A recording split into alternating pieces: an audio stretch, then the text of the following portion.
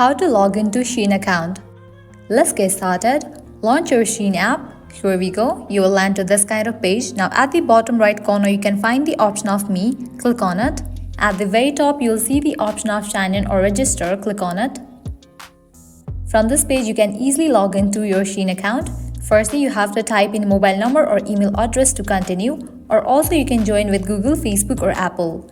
In the case you have created your account using Google, Facebook or Apple ID, you can click on these options, or else you can type in your mobile number or email address. After you type in, click on the option of continue. Now over here, type in the password. In the case you have forgotten your password, you can click on this option to recover it. After you fill these, click on sign in.